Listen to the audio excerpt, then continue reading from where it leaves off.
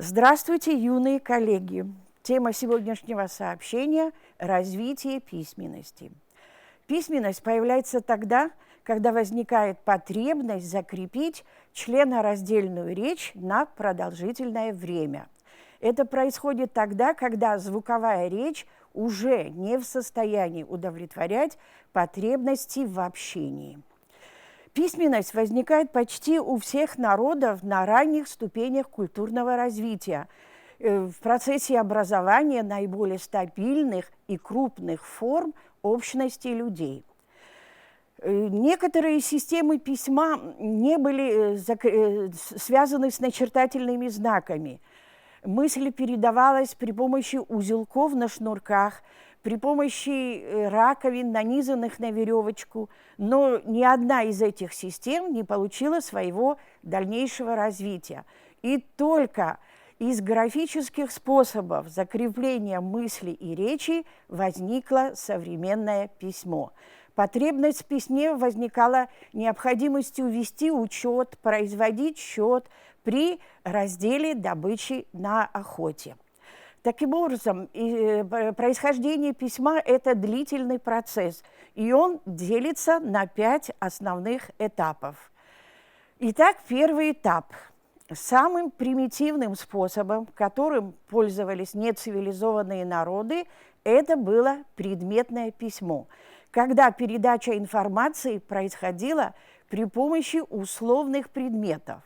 Вместо обычного для нас письма люди просто передавали друг другу предметы, и этим самым они могли и объявить войну, и заключить мир, и даже объясниться в любви. Предметное письмо как форма общения впервые было зафиксировано греческим историком Геродотом. Он сообщал, что когда персидский царь Дарий вступил в страну скифов, думал, что завоюет эту страну в одночасье, даже расположился лагерем и ждал. К вечеру того же дня действительно к нему явились гонцы скифские и принесли ему письмо. Геродот прямо пишет: они принесли Дарию предметное послание, а это была корзина, в корзине сидела мышь, лягушка, птица и 5 стрел. Дарий спросил, что это такое, а гонцы ответили, что персы сами должны догадаться. Подумал царь Дарий и решил, что, судя по предметам в корзине, они с радостью разделят с ним воду, землю, воздух и даже воинскую храбрость. Но царь Дарий ошибался. Предметное послание говорило о том, что если вы не исчезнете, как в небе птицы, не зароетесь в землю, подобно мыши, не спрячетесь в воде, как лягушки, вы будете поражены этими стрелами. Скифы оказались правы. Царь Дарий действительно не смог победить неуловимых скифов и вынужден был собрать свое войско и уйти с этих земель. Значит, предметная история знает очень много разновидностей предметного письма. Я всего лишь их перечислю. Это и перуанская кипу, это и палочки гонцов, это и огненное письмо, это и, бирки и так далее, и так далее. Теперь в завершении первого этапа хочу сказать, что остатки вот этого примитивного письма имеют место и сегодня в нашей жизни. Предметы по-прежнему нам передают устную информацию. Вот, например, если увидим человека в черной одежде, то и без слов понятно, что у этого человека траур. Или, например, возьмем обручальное кольцо, которое также несет серьезную смысловую нагрузку. Значит, человек женатый или девушка уже замужем. Теперь перейдем, ко второму этапу. Второй этап – это рисуночное письмо, или, как говорят, пиктографическое письмо. Во многих уголках Земли человек оставил следы своей творческой фантазии. Это наскальные рисунки. Наскальные рисунки имеют, в истории свое название. Если изображение сделано краской, охрой, то это петрограмма. Если же изображение высечено твердым предметом, то это петроглиф. Изображения, найденные учеными, археологами в пещерах, на скалах, значит, выражают внутренний мир человека. Мы значит, видим, как человек впервые стоит перед необходимостью выразить свое внутреннее состояние. И в данном случае это радость, потому что в наскальных рисунках доминируют изображения удачной охоты, удачного военного похода.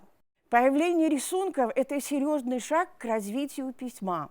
Вместе с тем это и начало искусства, и одновременно это и начало письменности. В основе любого письма лежит рисунок.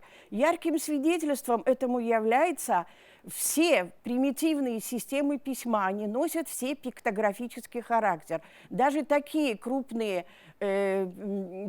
государства, какими были Египет, Китай, Шумеры и так далее, все первоначально в своей основе имели пиктографический характер.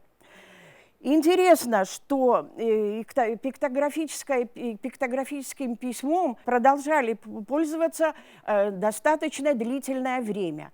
Так, например, индейцы Северной Америки, в частности племя делаваров, пользовалось этим видом письма в течение XIX столетия. И об этом стало известно совершенно случайно. Так, значит, шло заседание Американского конгресса. В это время туда входит служащий, который держит в руке конверт, просит прощения и говорит, что к зданию Конгресса подошла большая группа индейцев, которые просят рассмотреть их письмо прошения.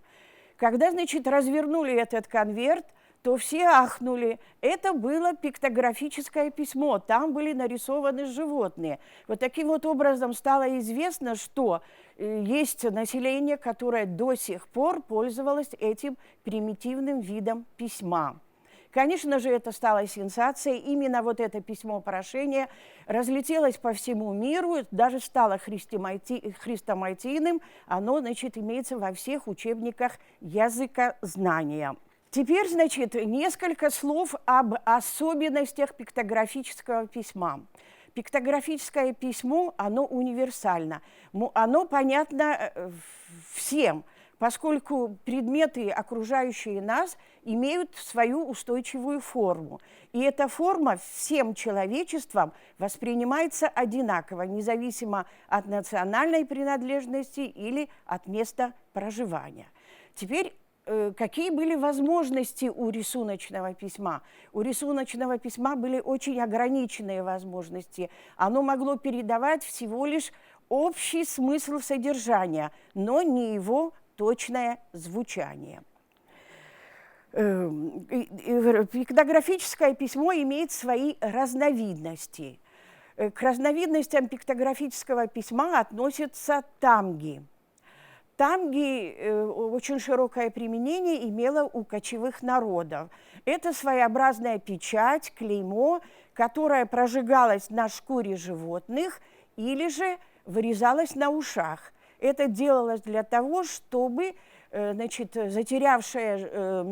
чтобы животное не затерялось в стаде другого хозяина, чтобы его легко можно было определить.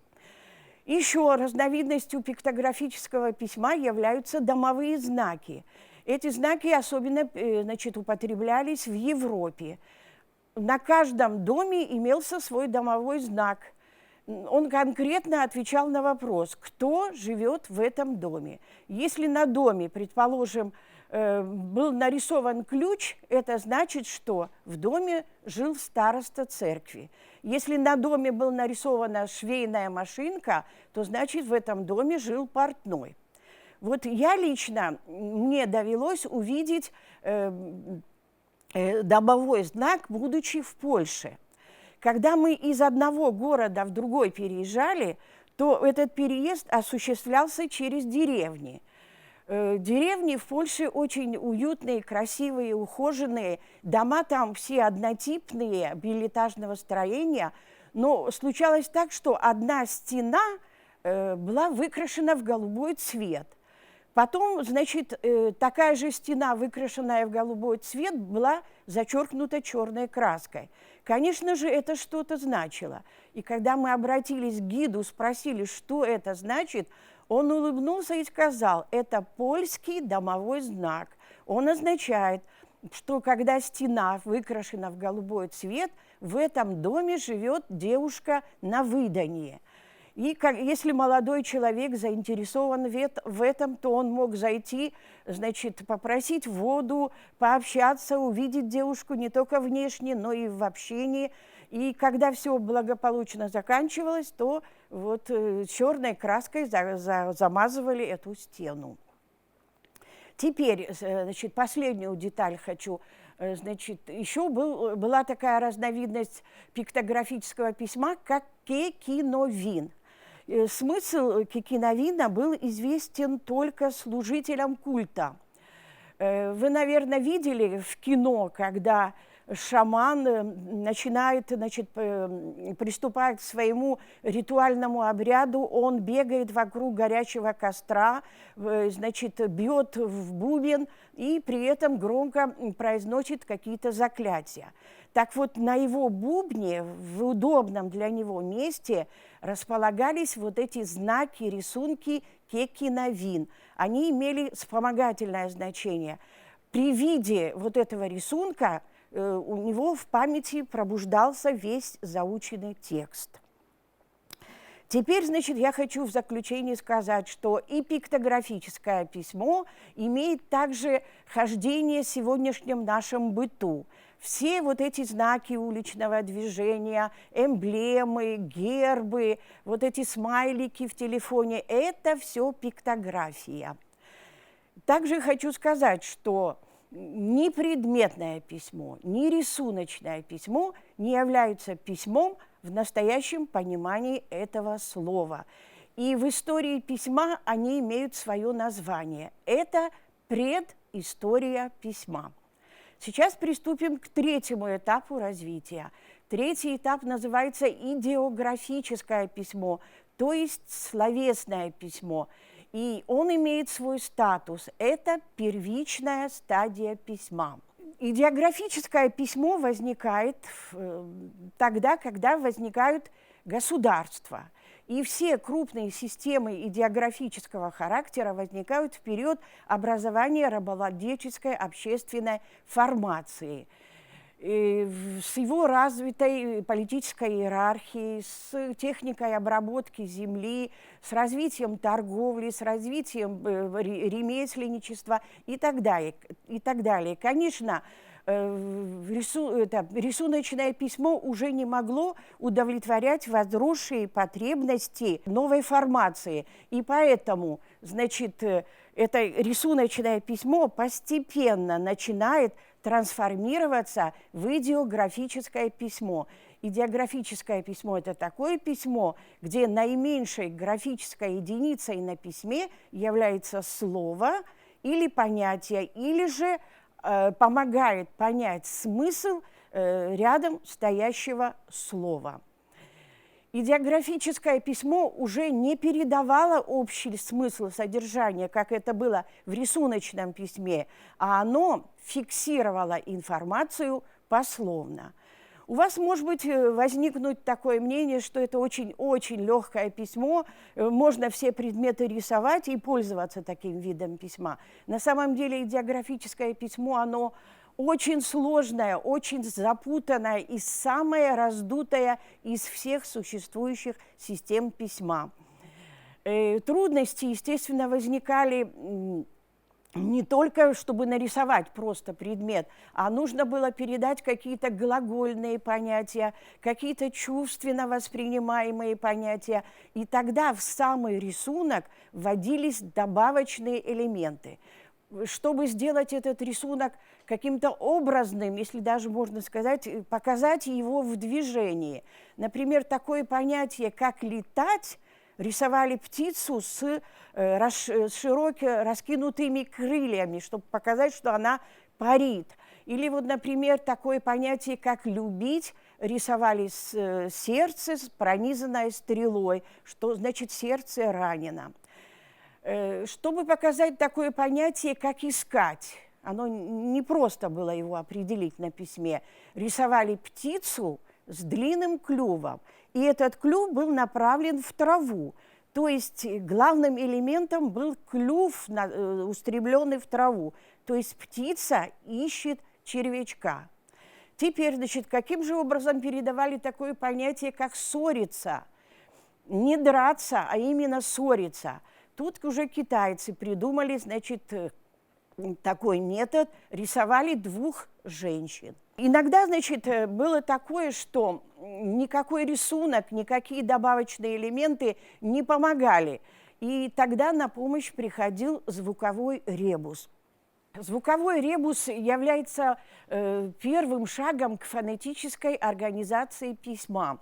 Хотя и на этом этапе письмо еще очень далеко от того, чтобы дать звучание. Это всего лишь идет процесс поиска сходно звучащего слова. Здесь, конечно, возникает главный вопрос, а какие же народы пользовались вот этим интересным идеографическим письмом? Идеографическим письмом пользовались народы древнейших очагов цивилизации, относящихся к IV тысячелетию до нашей эры. Это были шумеры, это были египтяне, это были вавилоняне, это были китайцы. В общем, идеографическое письмо, оно было воспринято всеми этими народами, но внешняя форма этого идеографического письма у каждого из этих народов была своеобразная, то есть совершенно они не были похожи друг на друга. Но внутренняя форма у всех была однотипной. Внутренняя форма идеографического письма, она имела свои сложности, она не была однородная, она была смешанного характера, то есть знаки имели свои разночтения. Значит, один и тот же знак мог означать слово, мог означать звук, мог означать детерминатив. То есть не только они были односложными, но они имели даже по нескольку разночтений. Поэтому ученые при расшифровке испытывали очень большие трудности. Особенно большие трудности были при расшифровке ассиро-вавилонской клинописи, поскольку вавилоняне сами не являлись самостоятельными изобретателями этого письма. Они восприняли это письмо у шумер и приспособили ее к своему семитскому языку. И вот это вот наложение, значит, неродственного языка, конечно, сыграло свою вот такую роль. И ученые испытывали очень-очень большие трудности, пока, значит, не появились новые археологические находки. Перейдем к 4-му этапу. Этот этап называется силлабическое письмо или слоговое письмо. Слоговое письмо возникает в процессе развития идеографического словесного письма, когда отдельные знаки начинают утрачивать связь со словом и приобретают новое качественное значение звука. Это очень легко понять на примере шумерского письма. Значит, у шумер был такой знак стрелы, значит, лук и стрела. Но он звучал как «ти», то есть это уже был готовый слог. И поэтому, значит, терялось значение слова и приобреталось новое качественное значение слога, звука. Значит, появление слоговых знаков считается качественным и количественным скачком в истории развития письма. Качественным потому, что первые слоговые знаки – это такие знаки, которые связаны только со звучанием. И свидетельствовали о том, что уже начало осознаваться членение слов на слоги. Количественное, потому что на смену сотням знакам словесного письма приходит ограниченное количество слоговых знаков. Как мы видим, долгое время происходит процесс сосуществования словесно-слогового письма.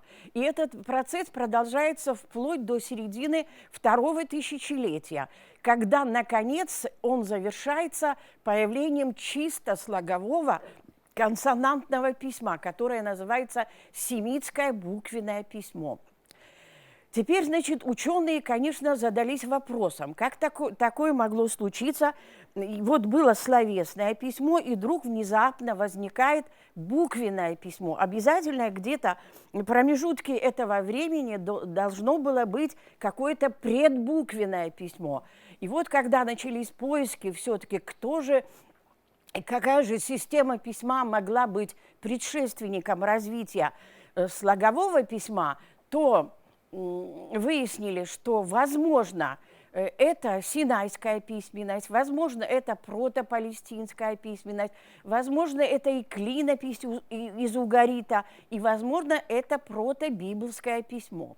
Вот когда я говорю о протобиблском письме, сразу же возникает ассоциация, связь с древней абхазской письменностью, потому что древнее абхазское письмо, которое засвидетельствовано лапидарными памятниками на Майкопской и Сухумской плите, свидетельствует о своем древнем происхождении. То есть это письмо этого же периода. И огромная заслуга, безусловно, принадлежит Георгию Турчанинову, который первый обратил внимание на схожесть знаков абхазского, протобиблского письма с абхазским древним письмом.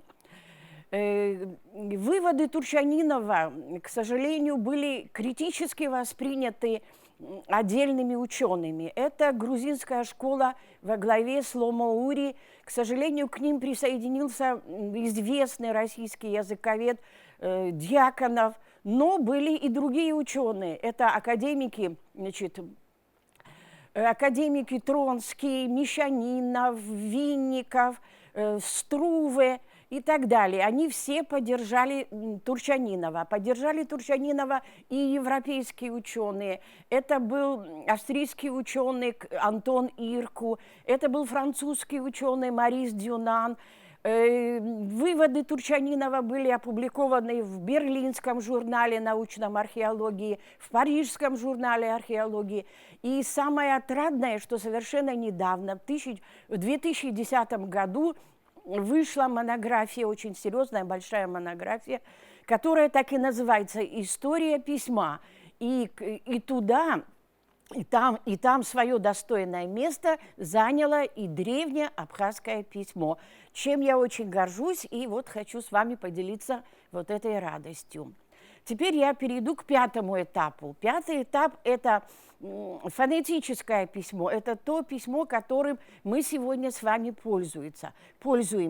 Фонетическое письмо, значит, появилось в результате вокализации консонантного письма. Когда уже пошло осознание членения не только слов на слоги, но и на отдельные звуки. Это значит, что каждый отдельный графический знак соответствовал отдельному звуку речи. И еще последнее добавлю, что изобретателями подлинного алфавита, значит, на основе финикийского варианта семитского буквенного письма, где уже выделялись как гласные, так и согласные звуки, были великие греки. Таким образом, история письма прошла свой длительный путь от рисунка до алфавитного знака, то есть до буквы.